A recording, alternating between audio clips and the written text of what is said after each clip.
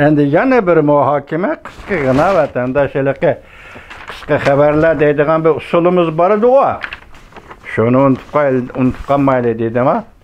Bugungi ishlarga 2022-yil 9-oyning 24-kuni vatandosh qisqa xabarlar mundaq. Davlat ishida ajoyib bir parcha maqola e'lon qilinib, kuchlik bir uchur tarqatdi. Peshqadam rahbarlar qo'l soldi. Xi Jinping allaqachon tizginlandi. 9-oyning 24-kuni bu ekranda chiqqan xat 28 minut ilgari Johnson YouTube. Xi Jinping mirza qamoqqa ilindimi? Bugun kechda Beijing aerodromi taqib etildi.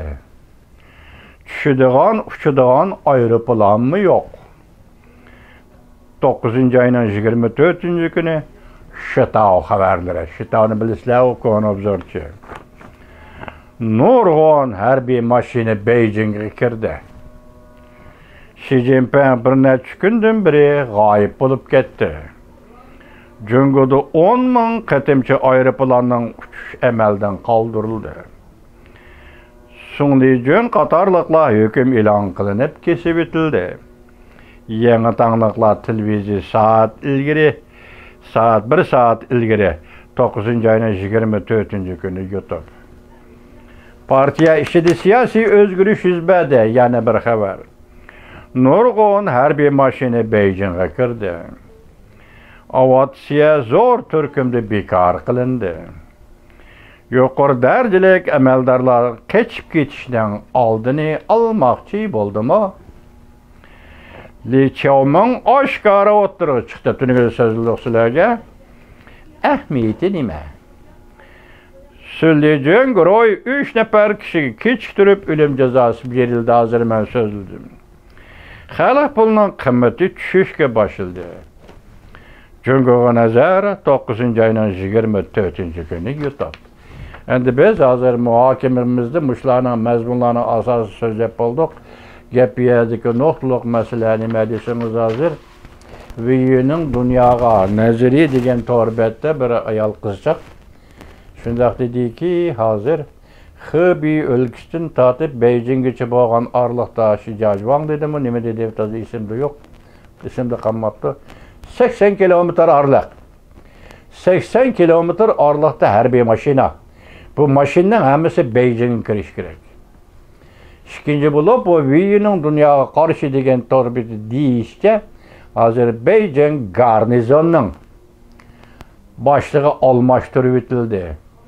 Ondan Beijing Jungnanxay qo'g'dash polkining boshlig'i almashtirib etildi. Xi Jinping Jungnanxay kirgandan boshlab necha qatam almashtirildi, bu talay bo'lib ketdi. Almashtirib etildi. Hozir gapning cho'ngi nima desangiz, atogin davlat bayrami, Jungoning davlat bayrami bo'ladi. Davlat bayramining orqasida Beijingdagi vaziyatga diqqat qilyapti Jungo. Yoki yana qandaqdir bir oldin ko'rarlik va keyin ko'rarlik degandek ko'zi tush bilan qandaq bir yetib kelgan vaziyat bormi yo'q. Gap mana shu yerda. Masalan, hozir Amerikaning dengiz armiya pilotining bir general so'zlagan so'z bor ekan, uning yozma xabari kelmadi. Masalan, bu kishi prezident Joe Biden Tayvanga askar chiqaraman deb so'zlagan kishi ekan. Bu to'rbetkilar baho berib, nayt yuqori baho berib, buni har xil baho bilan baholashligi yozma kelmadi. Yozma kelmagandan keyin bir ikki jumla so'z bilan sizlarga leksiyadi yoki muhokama edilgan bo'lmaydi ekan vatandoshim.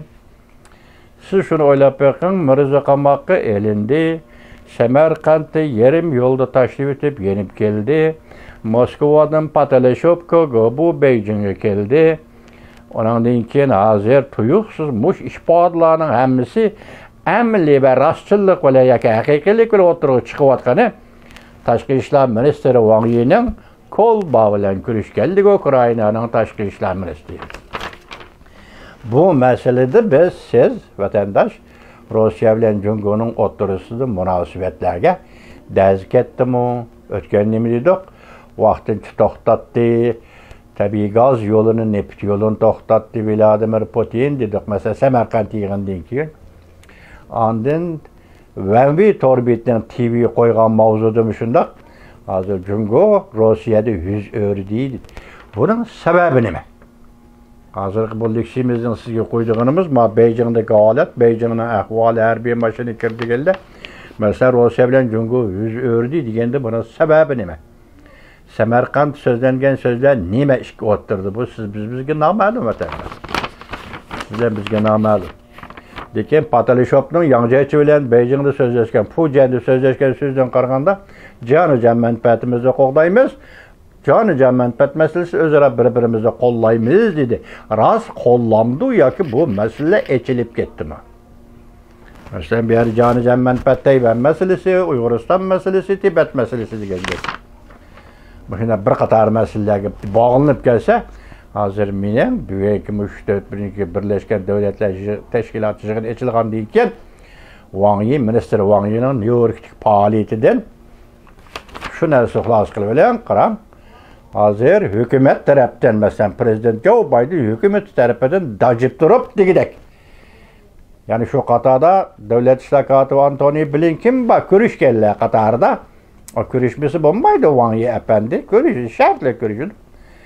Yana birisi Kissinger bilan ko'rishish. Konu do'stimiz Jungo deb nimalarni yalvurding, nimalarni talab qilding, Amerika Jungo munosabat to'g'risida nimalarni so'zlading. Bu sening nima deganliging hozir matbuot yo'q. Biroq bir jumla kelibdi, mag'lub bo'ldi, o'ngishlik bo'lmadi. Demak, Kissinger mi qabul qilmadi degandan biz endi nimaga baho beramiz? Amerika Qo'shma Shtatlarining navbatdagi Jungoga tutgan pozitsiyasida mush yaqindan biri bo'lgan